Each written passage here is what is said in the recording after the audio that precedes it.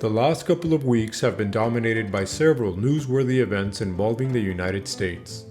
Nationally, there have been massive ongoing protests due to immigration raids that continue to rock the country. Internationally, not only has the US overthrown and captured Venezuela's president, but they have also threatened military interventions against Mexico, Iran, and even Greenland. Having been outside the United States for over a year and a half, I'm a little concerned as to what we might encounter when we head back this weekend. Listos? Vamonos!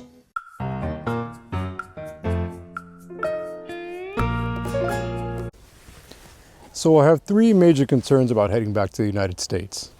Now by the time I upload this video and you guys are watching it, we'll already be en route back to San Antonio, Texas. We'll be there for 2 weeks. And I kind of don't know what to expect. It's been a year and a half since we left. And back a year and a half ago, the United States was under a different administration and tensions were already high as it was. Since we've been gone, well, there's a new presidential administration in power and they've only seemed to exacerbate the problem. There have been ongoing immigration raids in the United States, some of which have resulted in the loss of life. And so that is the first of my major concerns. A widening polarization or an increase in the polarization, which I believed was already at the extremes when we left. It's concerning because not that I think we'll encounter any attacks from law enforcement or from anybody who doesn't believe the way we do. I don't think that's going to happen, especially not in Texas and San Antonio, Texas. People in Texas tend to be very polite, very cordial. But I know with the constant news cycles of demonizing one side or another, it feeds these ideas about opposing sides. And all it takes after a while is just a spark to set everybody off.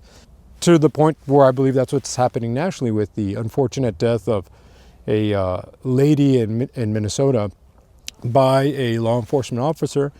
Now, one thing I will tell anybody who, if you're not an American and you do happen to go to America, please, whatever law enforcement tells you to do, just do it. It's not like here in Spain.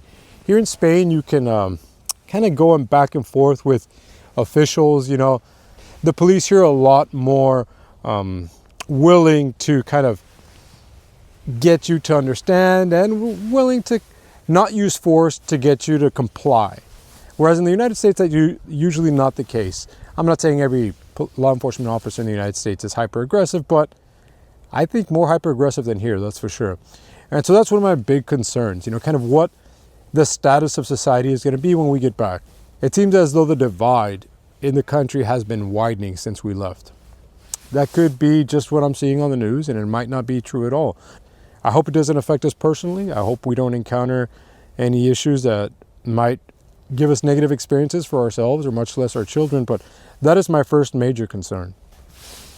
My second major concern is a potential wider international conflict. I know that the current administration in the United States captured and overthrew Venezuela's president, Nicolás Maduro. And now there's talk or hints from the president of the United States about intervening in Mexico and in Iran with the current protests going on there, and even in Greenland, which would entail having some sort of conflict with the European Union, seeing as Greenland belongs to Denmark. Denmark is part of the European Union. And so this potential widening of international conflict is quite concerning because we live internationally. We live in Spain. And what does that mean for us living here? And not only just for us, but all the expats living anywhere in the European Union. And just, it affects everybody. If the United States has a strategy of interventionism or maybe a renewed imperialism, who knows? I don't know. But one thing I've learned over time, when people tell you what they're going to do, when they show you what they're capable of and they're willing to tell you, believe them. That way they don't catch you by surprise. And that's kind of the way I feel about the current president of the United States. He makes a lot of outlandish statements constantly, so many that people tend to not believe him anymore because there's just a plethora of ridiculous statements being made all the time. coming from a man who ran on the platform of ending forever wars, of bringing our soldiers back home. That's one of the reasons a lot of people voted for him. I know that for sure. It even sounded good to me when I heard it. Ending wars, bringing people home, stop spending ridiculous amounts of money on wars that bring us nothing. The U.S. has yet to gain anything from these recent wars, and yet now things have exploded. And now I feel like the world is on pins and needles kind of waiting to see what happens. And so that potential widening of international conflict is definitely worrisome as someone who lives internationally.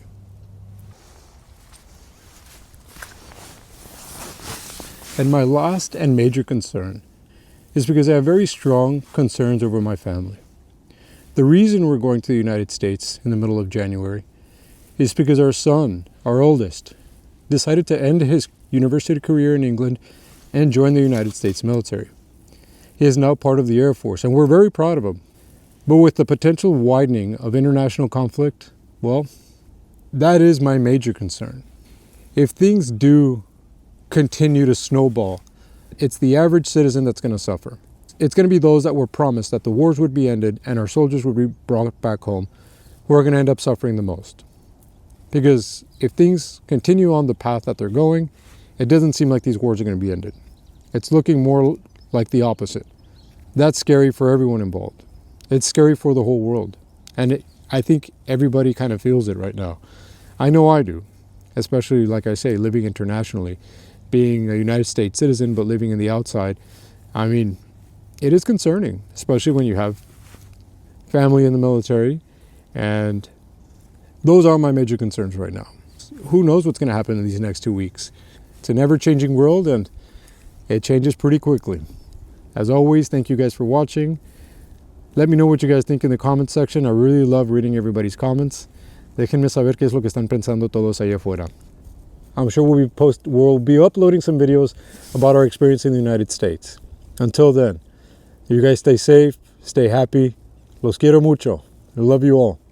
Hasta luego.